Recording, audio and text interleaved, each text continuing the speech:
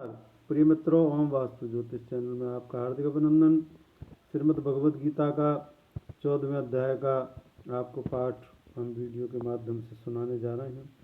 चलिए प्रारंभ करते हैं। हम ये पितृदोष जिनके हैं उसके लिए हम ये आप वीडियो डालने जा रहे हैं। चलिए प्रारंभ करते हैं। श्री परमात्मे नमः। 14वां अध्याय यहाँ पर प्रारंभ होता है। इसके उपरांत श्री कृष्ण भगवान बोले, हे अर्जुन, ज्ञानों में भी अति उत्तम परम ज्ञान को मैं फिर भी तेरे लिए कहूँगा कि जिसको तू जानकर सब मुनिजन इस संसार में मुक्त होकर परम सिद्धि को प्राप्त हो गए हैं। हे अर्जुन, इस ज्ञान को आश्रय करके अर्थात धारण करके मेरे स्वरूप को प्राप्त हुए पुरुष सृष्टि के आदि में पुनः उत्पन्न नहीं होते हैं और प्रलय काल में व्याकुल नहीं होते हैं, क्योंकि उनकी दृष्टि में मुझ वासुदेव से भिन्न कोई वस्तु है ही नहीं। हे अर्जुन, मेरी महत ब्रह्म रूप प्रकृति अर्थात त्रिगुणमयी माया संपूर्ण भूतों की योनि है, अर्थात गर्भ धारण का स्थान है, और मैं उस योनि के चेतन रूप बीज को स्थापन करता हूँ। उस जड़ चेतन में संयोग से सब भूतों की उत्पत्ति होती है। हे अर्जुन, नाना प्रकार कि सब योनियों में जितनी मूर्तियां अर्थात शरीर उत्पन्न होते हैं, उन सब की त्रिगुणमयी माया को गर्भ धारण करने वाली माता है, और मैं बीज का स्थापन करने वाला पिता हूँ। हे अर्जुन, सत्वगुण, रजोगुण और तमोगुण ऐसे ही सब प्रकृति से उत्पन्न हुए तीनों गुण इस अविनाशी जीवितात्मा को शरीर से बांधते हैं। हे निष्पाप, उन तीनों गुणों में प्रकाश करने वाला निर्विकार तत्वगुण जो निर्मल होने के कारण सुख की आसक्ति से और ज्ञान की आसक्ति से अर्थात ज्ञान के अभिमान से बांधता है। हे अर्जुन, राग रूप रजोगुण को कामना और आसक्ति से उत्पन्न हुआ जान, वह इस जीवितात्मा को कर्मों की और उनके हे अर्जुन, राग रूप रजोगुण को कामना और आसक्ति से उत्पन्न हुआ जान, वह इस जीव आत्मा को कर्मों की ओर उनके फल की आसक्ति से बांधता है। और हे अर्जुन, सर्वदेह अभिमानियों के मोहने वाले तमोगुण को अज्ञान से उत्पन्न हुआ जान, वह इस जीवात्मा को प्रमाद, आलस्य और निंद्रा के द्वारा बांधता है, क्योंकि हे अर्जुन, सत्वगुण सुख में लगाता है और रजोगुण कर्म में लगाता है तथा तमोगुण तो ज्ञान को आच्छादन करके अर्थात ढक के प्रमाद से भी लगाता है। और हे अर्जुन, रजोगुण और तमोगुण को दबाकर सत्वगुण होता है अर्थात बढ़ता है, तथा रजोगुण और सत्वगुण को दबाकर तमोगुण बढ़ता है। वैसे ही तमोगुण और सत्वगुण को दबाकर रजोगुण बढ़ता है। इसलिए जिस काल में वह इस देह में तथा अंतकरण और इंद्रियों में चेतनता और बोध शक्ति उत्पन्न होती है, उस काल में ऐसा जानना चाहिए कि सत्वगुण बढ़ता है। और हे अर्जुन, रजोगुण के बढ़ने पर लोभ और प्रवृत्ति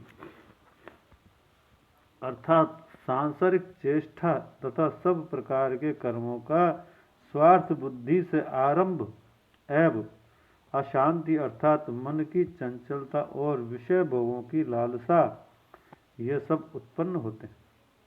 तथा हे अर्जुन, तमोगुण के बढ़ने पर अंतकरण और इंद्रियों में अप्रकाश एवं कर्तव्य कर्मों में अप्रकृति और प्रमाद अर्थात व्यर्थ चेष्टा और निंद्रादि अंतकरण की मोहिनी प्रवृत्तियां, यह सभी उत्पन्न होते हैं।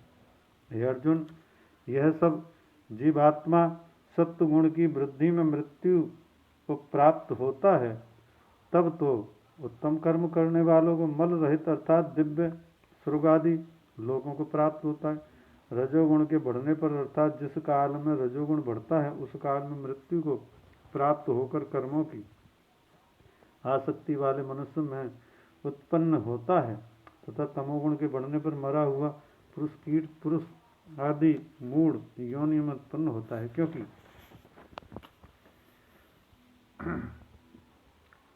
सात्विक कर्म का तो सात्विक अर्थात सुख, ज्ञान और वैराग्यादि निर्मल फल कहा गया है, और राजस कर्म का फल दुख और तामस कर्म का फल अज्ञान कहा है। सत्वगुण के ज्ञान उत्पन्न होता है और रजोगुण से निसंदेह लोभ उत्पन्न होता है तथा तमोगुण से प्रमाद और मोह उत्पन्न होते हैं और अज्ञान भी होता है। इसलिए तत्वगुण में स्थित हुए पुरुष स्वर्गादि उच्च लोकों को ले जाते हैं तजो रजोगुण में स्थित राजस पुरुष मध्य में अर्थात मनुष्य लोक में ही रहते हैं एवं तमोगुण के कार्य रूप निंद्रा, प्रमाद और आलस्य आदि में स्थित हुए तामस पुरुष अधोगति को अर्थात कीट, पशु आदि नीच योनि को प्राप्त होते हैं।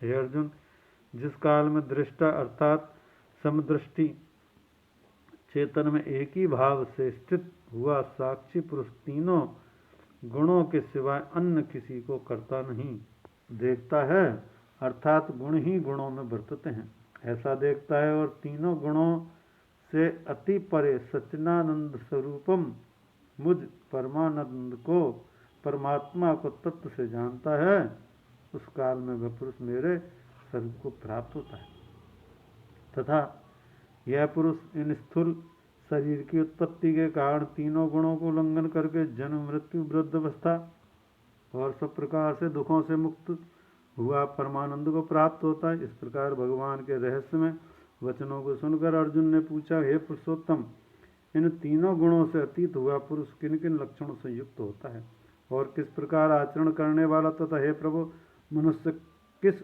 उपाय से इन तीनों गुणों से अतीत होता है। इस प्रकार अर्जुन के पूछने पर श्री कृष्ण भगवान बोले, हे अर्जुन, जो पुरुष सत्य गुण के कार्य रूप प्रकाश को और रजोगुण के कार्य रूप प्रवृत्ति को तथा तमोगुण के कार्य रूप मोह को भी न तो प्रवृत्त होने पर बुरा समझता है और न ही निवृत्त होने पर उसकी आकांक्षा करता है तथा जो साक्षी से सदृश्य स्थित हुआ गुणों के द्वारा विचलित नहीं किया जा सकता और गुण ही गुणों में बरतते हैं, ऐसा समझता हुआ जो सच्चिदानंदम परमात्मा में एक ही भाव से स्थित रहता है, वह उस स्थिति में चलायमान नहीं होता। जो निरंतर आत्मभाव में स्थित हुआ दुख सुख को समान समझने वाला है तथा मिट्टी, पत्थर और स्वर्णों में समान भाव वाला और धैर्यवान तथा जो प्रिय और अप्रिय को बराबर समझता है और अपनी निंदा स्थिति में भी समान भाव वाला है तथा जो मान और अपमान में सम है एवं मित्र और वैरी के पक्ष में भी सम है, वह संपूर्ण आरंभ में कर्तापन के अभिमान से रहित हुआ पुरुष गुणातीत कहा जाता है। और जो पुरुष अभयचारी भक्ति रूप योग के द्वारा मेरे को निरंतर भजता है, वह इन तीनों गुणों को अच्छी प्रकार उल्लंघन करके सच्चिदानंदगम ब्रह्म के एक ही भाव होने के लिए योग्य होता है। हे अर्जुन, उस अविनाशी पर ब्रह्म का और अमृत का तथा नित्य धर्म का और अखंड एक रस आनंद का मैं ही आश्रय हूँ, अर्थात उपर्युक्त ब्रह्म, अमृत, अव्यय तथा शाश्वत धर्म तथा एकांतिक सुख, ये सब मेरे ही नाम है, इसलिए इनका मैं परम आश्रय हूँ। श्री नारायण नारायण। यहाँ पर यह अध्याय समाप्त होता है और अध्याय लेकर फिर आपके सामने उपस्थित होंगे। नमस्कार।